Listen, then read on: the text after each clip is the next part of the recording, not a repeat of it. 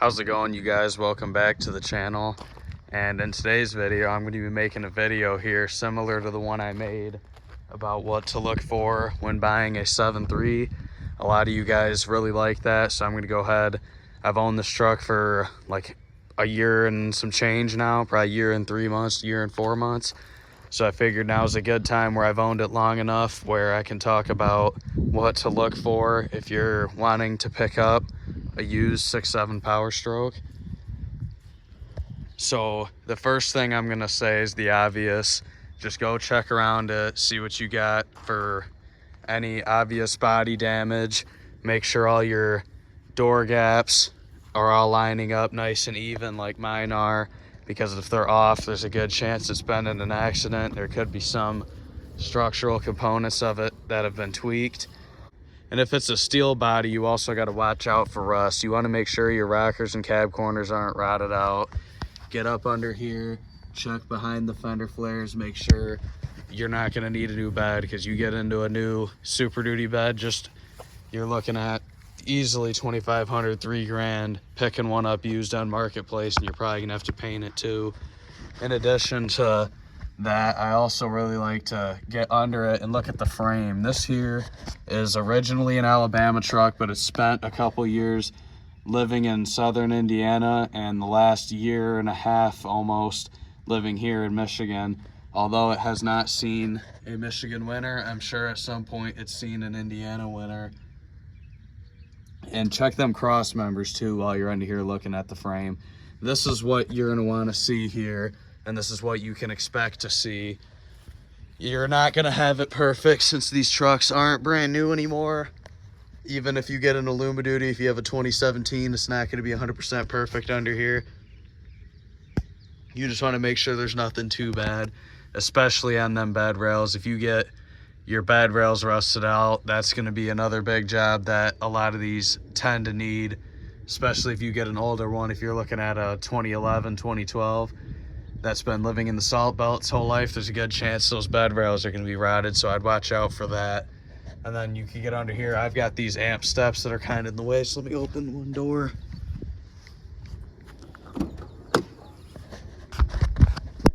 But as you can see, that's what you want to see looking at inner rockers. Make sure it's all still solid, because with the truck this new, especially being that most of these still cost a lot of money, you want to make sure you know what you're getting into as far as rust damage. And then also more basic stuff, come into your interior. I like to touch anything you can touch in these. Just start grabbing stuff, make sure everything feels tight, make sure all your switches are working.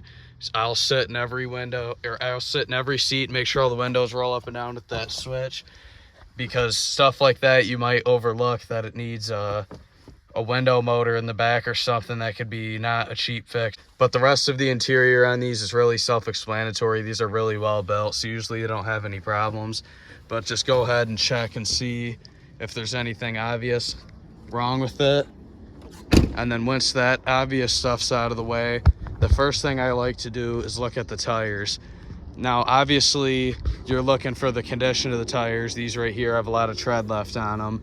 But not only are you checking them, making sure they're all evenly worn, because if they're wearing funny side to side, you could have suspension issues. If the two of them are more bald than the other two, then they've probably been doing burnouts and beating it up. But that's the obvious part of tires. What I look at too is what kind of tires are they. As you can see right here, I have a set of Nitto tires on here. So if they have any name brand tire, it doesn't have to be Nitto, but any tire that's name brand, that's probably a good sign. If they have some kind of Cooper tire or some really cheap junk tire that wears out right away, then that could be a sign right there that they don't like to buy quality parts for it, and they're probably cheaping out on other parts too. And then in addition to tires, whether or not you notice them wearing funny is regardless, but get under here and inspect all your suspension up front. I like to make sure all your tie rods, ball joints, all that looks okay. You can grab some of these bars and wiggle them, make sure they don't have any slop in it. And then once you've verified that all your suspension's still good, I like to check if it's lifted. This is a good thing to look at. Look at your coil here and make sure it's straight. See how mine's straight up and down? A lot of people will throw in little spacers. Right here's just the factory rubber isolator, but a lot of people will throw a spacer in there for the cheap leveling kit. That does not include the drop brackets for these radius arms, and when they do that, it can do some funky stuff and shako and highway speeds. So if it's got a leveling kit, I definitely would make sure that coil's sitting straight. While you're under there looking at suspension, it's also a good idea to come back a little further and look at the bottom of the engine and the transmission and make sure it's all dry like mine is here. If you see any leaking trans fluid, I wouldn't know much about that, but if you have like a leaking upper oil pan gasket, I've heard guys say that costs a couple grand to get something like that fixed, and it's a pretty big job. So you want to watch out for that to make sure you're not walking right into a big repair bill after buying what you thought was a nice truck. Now getting into some more engine stuff under the hood here. Look around yet again, see if you see anything leaking, anything wet. These things are prone to a lot of oil leaks and a lot of coolant leaks, especially when they get older or higher mileage.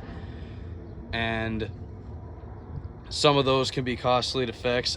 Check all your fluids, make sure you have full clean coolant in both the primary and the secondary radiator. If your secondary radiator's low, obviously they might have just never filled it in the last change or something, but there is a chance that it could be losing it. And I've seen a lot of guys have these right here, your intercoolers will go bad, and that coolant will actually leak and go basically out your exhaust, burning coolant.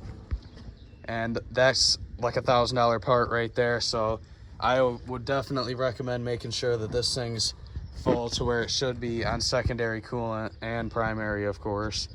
In addition to that, your obvious stuff, make sure you got full clean engine oil, make sure your transmission fluid's nice and cherry red. Everyone knows what oil is, but I'll show you my trans fluid. I changed mine probably 10,000 miles ago.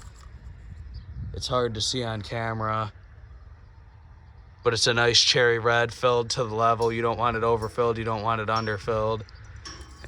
And if you were to see some dark fluid or some metallic residue in there, there's a good chance that you're going to be having a transmission issue very soon down the road. Another thing that's kind of unique to these 6.7s, I'd make sure to look over all these hoses here. As you can see, mine has a little bit of dry rot on these hoses, but a lot of guys will have them get really bad and then they start cracking apart and then you have major boost leaks. So I'd look over all that too while you're at it. Now with that basic stuff taken care of, we're gonna hop in it and go on our test drive here.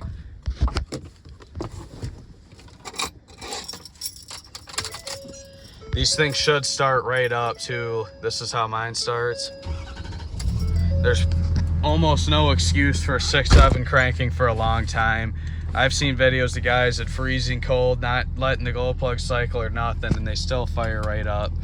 So let's get this thing going down the road here, and I'll talk about what to look for on a road test. All right, so now that we're out here on the road, the first thing, which is an obvious one to some people, is check your alignment. You should be able to have the wheel dead straight and let go and keep cruising straight down the road without a problem. If you have any issue of it having to hold it like this, or you let go and it starts wandering all over, just keep in mind you're probably going to need to rebuild some front end components. And also I'd recommend getting this thing up to highway speeds for a little bit. If it's feasible, I would even take it on the highway. And the reason for that is going to be, I'll roll my windows up in case you can't hear me. The reason for that is going to be, when I bought this truck, I drove it around side streets because the guy was kind of far from the highway, so it wasn't really feasible to drive all the way out there to hit the highway. He wouldn't have probably wanted that to happen. And of course the guy I got mine from had it with like 2 miles till empty on the tank because he was being cheap, which is a little bit unfortunate for the price that I paid for this truck. But anyway, the reason you're gonna want to do that is because you could have it steering straight, which mine did. Everything seemed okay. The tires were wearing good.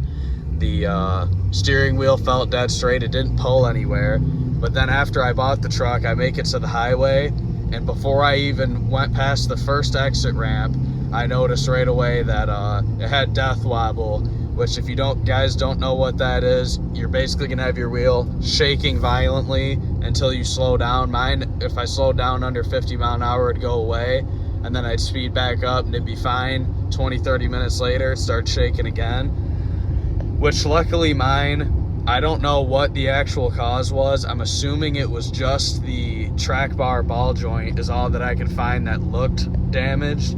But while I was at it, I just wanted peace of mind, so I went ahead and ripped out all the front steering and suspension and replaced it all while I was there.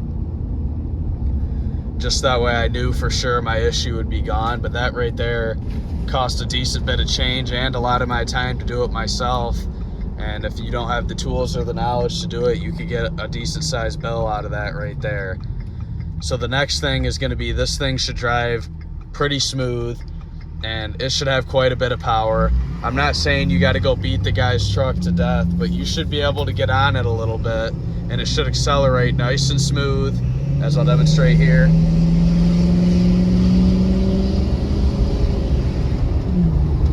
So that right there is only like half throttled. We got up to 55 pretty quick, and it's not even on the race tune or anything.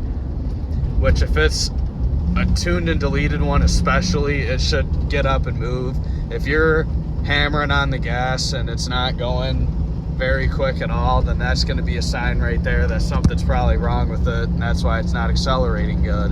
And also when you get on it, I'd recommend going from a low speed at idle, like maybe idle down the road at 10 mile an hour and then hit the gas pretty good, maybe 75-80% of the way to the floor, and don't let off until you're going 70-80 mile an hour. That way you can feel it go through all the gears with a load on it, because I've had times before where I bought trucks and you drive it around slow and it seems fine, but then after owning the truck for a couple months, you floor it getting on the highway and you'll realize that when it's under that load, some of the gears can kind of shift hard.